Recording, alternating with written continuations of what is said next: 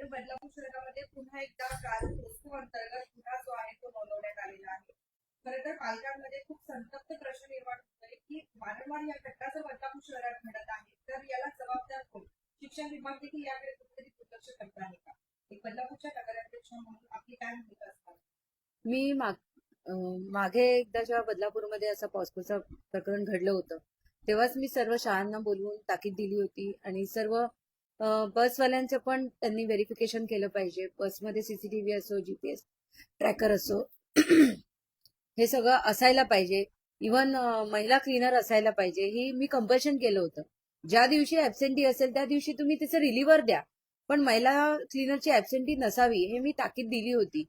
पण ह्या आता जी बसमध्ये हा जो प्रकार घडला, म्हणजे वारंवार या शाळेच्या अधिकृत बस नाहीये तर ह्या बाहेरच्या बस आहेत, प्रायव्हेट बस आहेत, पण नियम सगळ्यांना सारखे असणार आहेत.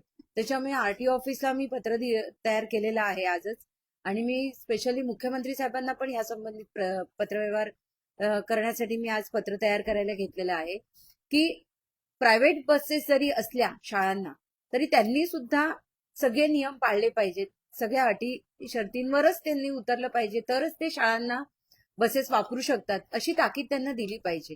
नाहीतर त्यांचा शाळेचा परवाना रद्द करा आणि त्यांना शाळांना ह्या बसेस वापरू शकणार नाही अशी ताकीद करा, असा नियम काढा, असं मी मुख्यमंत्री साहेबांना पत्र देणार आहे.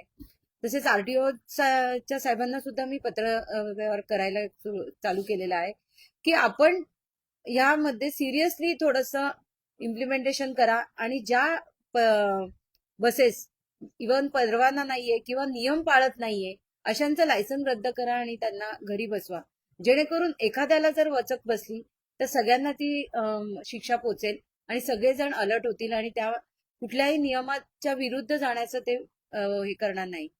तर एक महिला नगराध्यक्ष म्हणून महिलांच्या किंवा मुलींच्या सुरक्षिततेसाठी मी जेवढं सतर्क राहता येईल तेवढं राहणार आहे आणि नियमात बसूनच सगळ्यांनी काम करायला पाहिजे याच्यासाठी कटिबद्ध असणार आहे.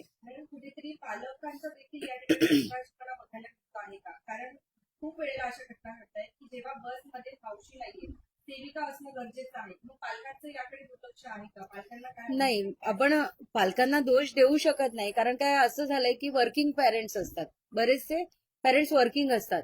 आज शाळेची जी बस आहे, ज्या शाळेला ती बस आहे त्या बसवाल्याची खरी ती जिम्मेदारी आहे. त्या बसच्या मी तर म्हणणार की बसचे जर ओनर असतील, ओनरच ड्रायव्हर असतील तर त्यांना ताकीद द्या, किंवा बसचे ओनर वेगळे असतात, ड्रायव्हर वेगळे असतात, अशांना ताकीद द्या.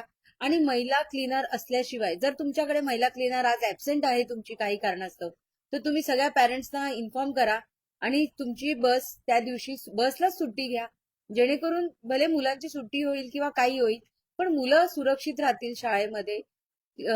पॅरेंट्स स्वतःच्या जिम्मेदारीवर मुलांना सोडतील किंवा त्यांना घरी ठेवतील, जेणेकरून मुलांची सुरक्षितता सगळ्यात महत्वाची आहे.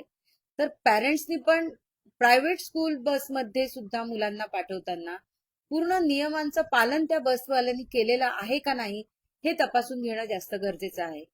काही शाळेमध्ये आम्ही बघत आहोत की पॅरेंट्स कडून लिहून घेतलं जाते की तुम्ही तुमच्या मर्जीने जे आहे मुलांना शाळेमध्ये पाठवा, कुठल्याही व्हॅननी किंवा बसनी, त्याच्यामध्ये कुठल्याही पद्धतीचं शाळा जबाबदार राहणार नाही. जर काही प्रकार झाला तर या संदर्भात देखील आपण नाही, या संदर्भात पण आम्ही शाळेच्या प्रशासनाशी चर्चा करणार आहोत.